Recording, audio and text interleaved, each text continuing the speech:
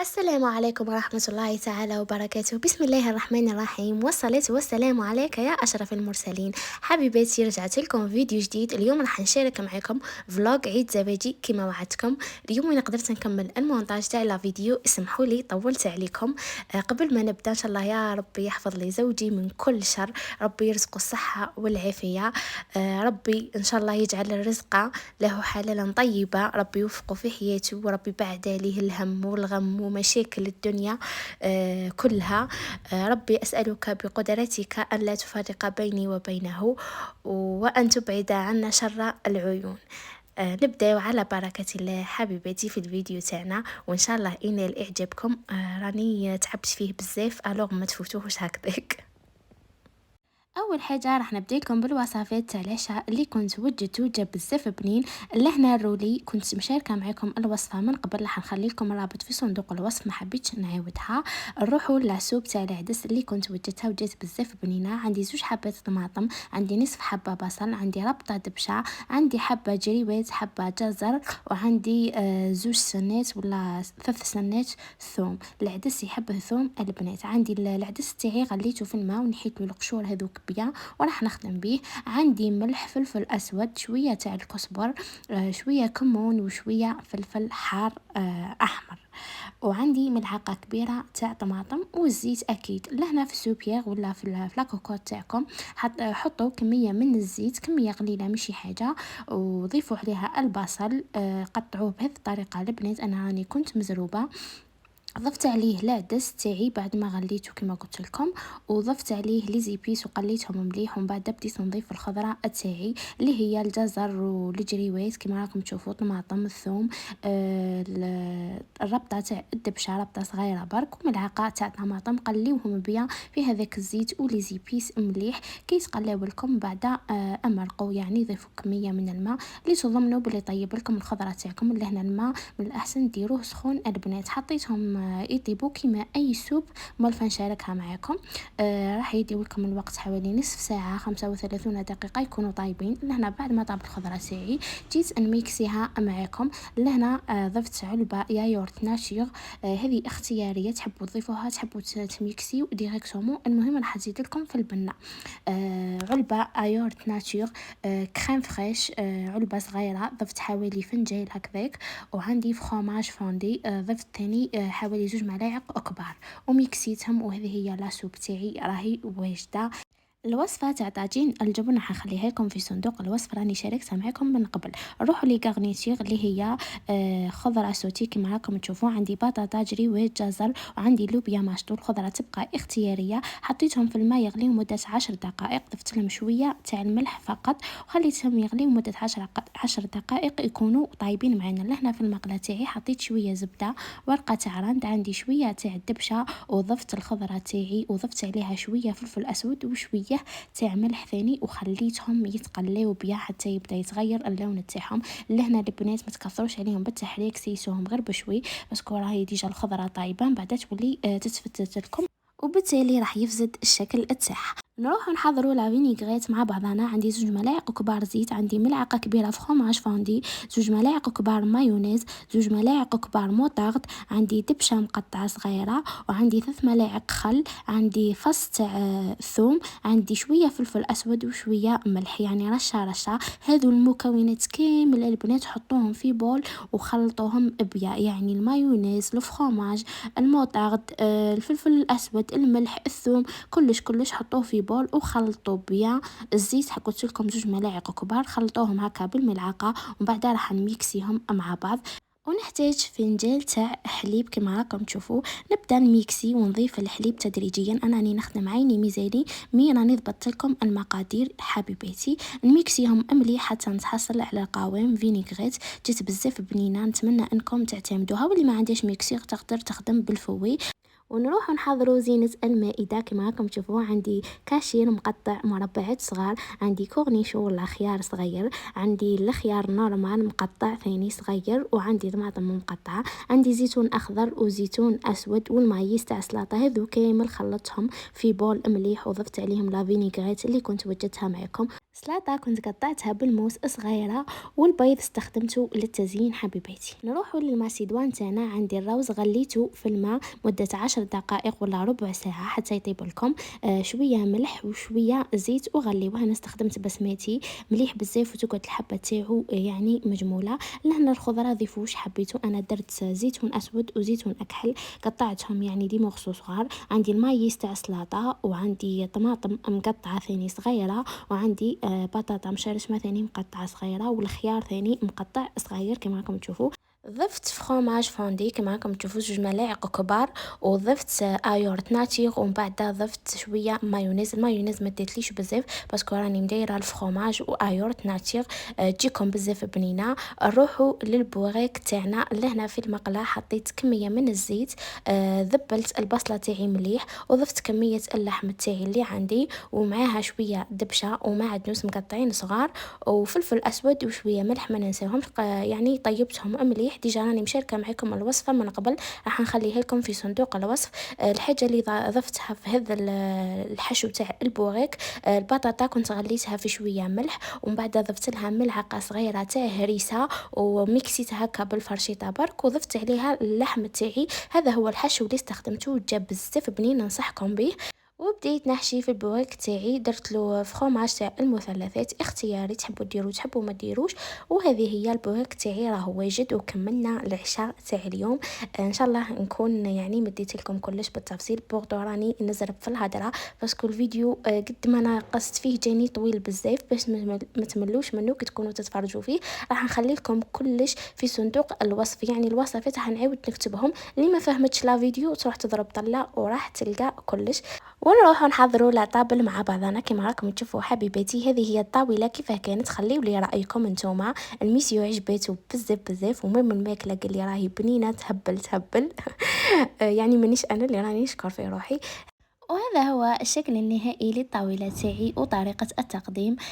كما راكم تشوفوا طاجين الجبن، سلطة، ماسيدوان، لا سوب والرولي والبوريك، والطبق هذا كان لحم وسكالوب شويتهم.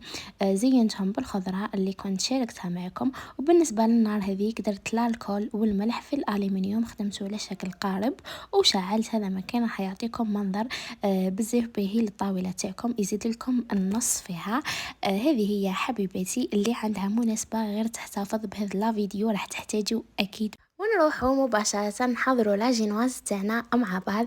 عندي 150 غرام فرينة، عندي 150 غرام سكر أحرش، عندي 5 بيضات فصلت الصفار عن البياض، عندي رشة تاع ملح وملعقة صغيرة فاني.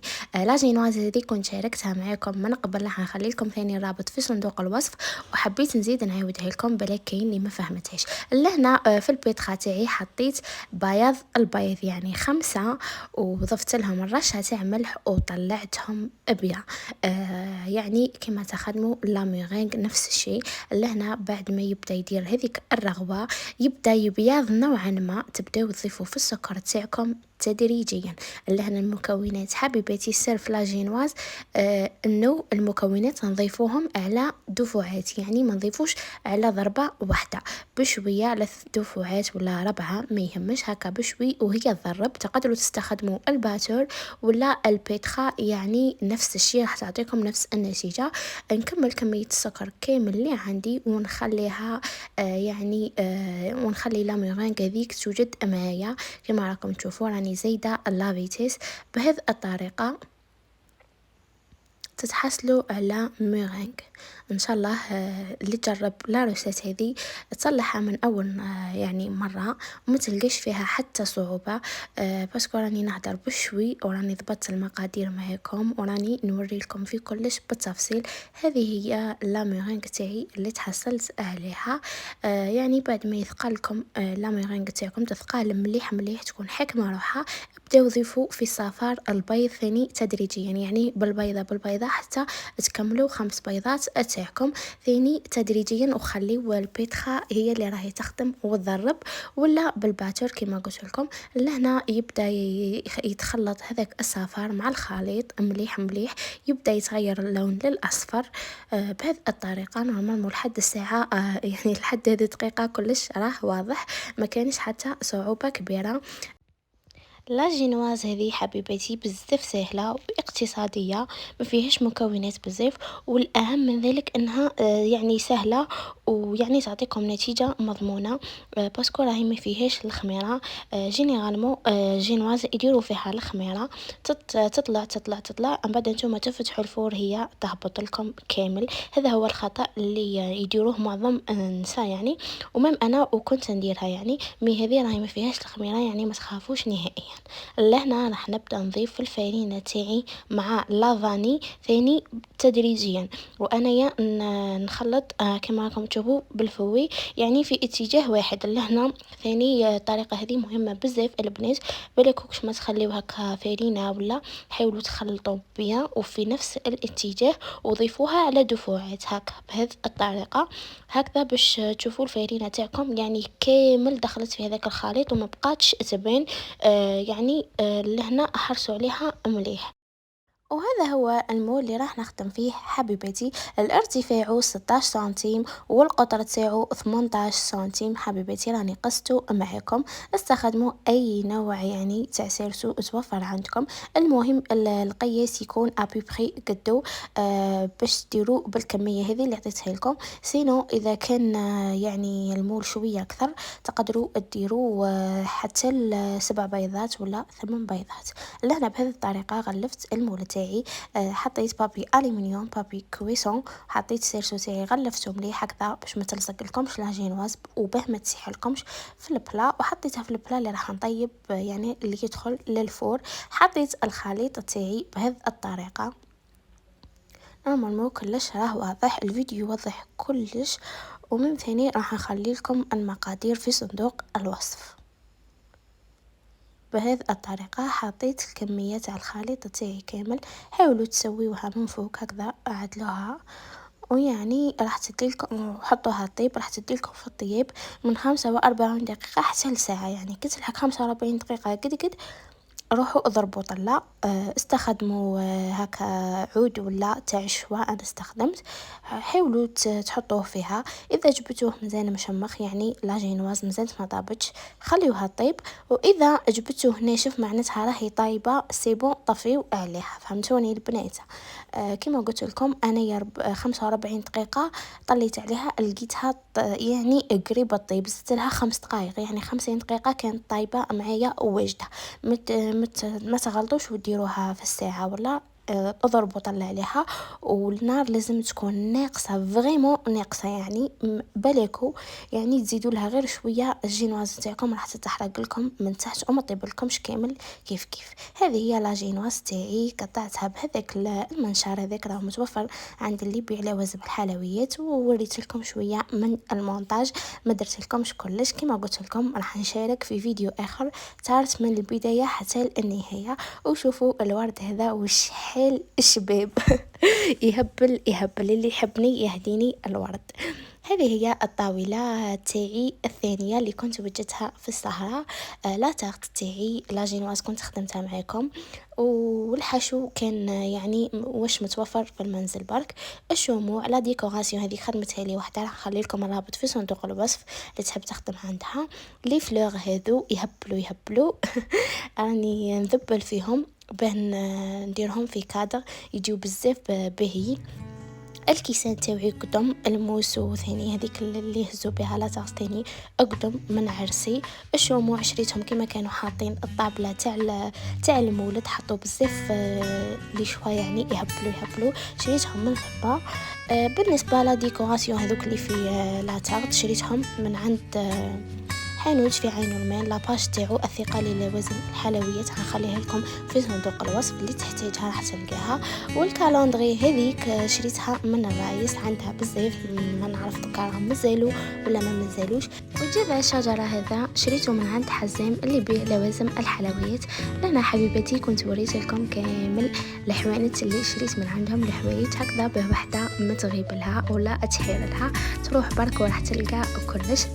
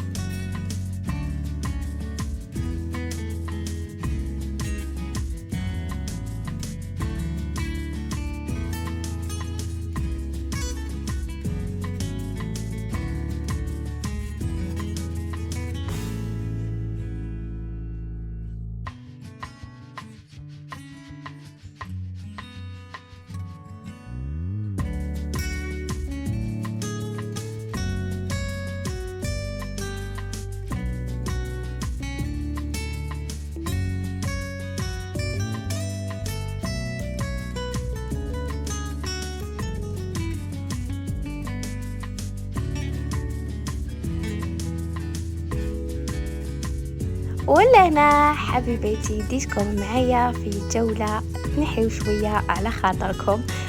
الجي تهبل ما كاينش اللي ما يحبهاش وما كاينش اللي ما يحبش الدوران. انسى نموتوا على الدوران، الماكله والرقاد والتحويز، ما كان لا معن لا تسييق لا تكسر الراس لا والو. تسخف يعني كل الدوم مو مدومش اكيد. يعني الرجوع الى الاصل فضيله. الا هنا حبيباتي كنت وريت لكم شويه لا شامبر اللي ريزيرفينا فيها، يعني لوتيل. وريت لكم شويه من المأكولات، من الدوران، من الجو، من كلش. يعني جوله تهبل. اللي يحبني يديني ندور ويشري لي لي فلوغ. هذا واش نطلب، لا لبسه لا والو، هذا واش نحب انايا. إن شاء الله كنت أعطيتكم الطاقة الإيجابية وغيرت لكم شوية من مزاجكم ومن النفسية تاعكم.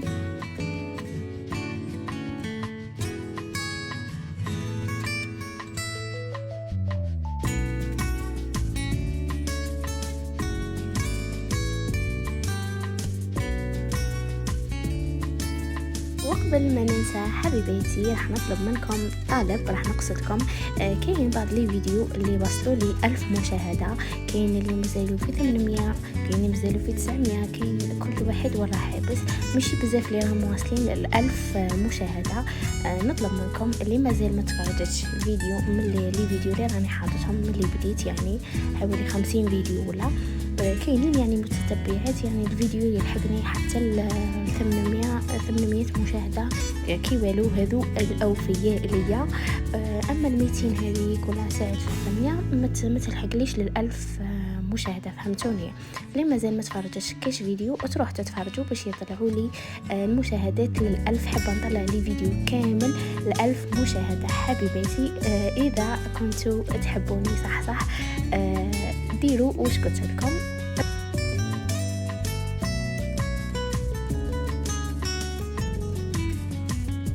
ومن ثاني حبيباتي لا فيديو هذا تعبت عليه بزاف باه خدمته المونتاج، عذبني. من ثاني التصوير في اي بلاصه راني هزه تليفون ونصور، درت تسمير ما يهمنيش عادي. هذه هي طبيعتي نورمال، وين نروح بها عادي جدا، ما يهمنيش حتى هضره ولا زعما كاش تعليق ولا ما يهمنيش. صورت لكم كلش حبيباتي. الوغ خليوا لي ثاني تعليق مليح لا فيديو هذا. ديروا عليه جيم اذا عجبكم، اذا ما عجبكمش ديروا جيمبا. من ثاني تقدروا تشاركوه مع صحاباتكم ومع حباباتكم، تبارطاجيوه في لي ستوري في الصفحه تاع الفيسبوك وين حبيتوا. المهم حبيتوا ثاني يطلع لي ال1000 مشاهده، بك ما طلبتش بزاف. سينو حبيباتي، شوفوا الديكور تاع الاكل كيفاه باهي. الماكله نورمال برك عادي، بنينه نورمال، مي الديكور بزاف بزاف عجبني. كنت صيبي تقعدي تتفرجي فيها. ولا هنا حبيباتي نكون وصلنا إلى نهاية الفيديو وختامها مسك إن شاء الله. اللي عجبها الفيديو ما تنساش دير لي جيم، أبونيو للقناة، تفعلوا الجرس به يلحقكم كل جديد، وخليوا لي تعليقاتكم ورأيكم يهموني بزاف. مع السلامة وإلى اللقاء في فيديو آخر إن شاء الله. حبيباتي راح نخليكم بعض الصور تشوفوهم.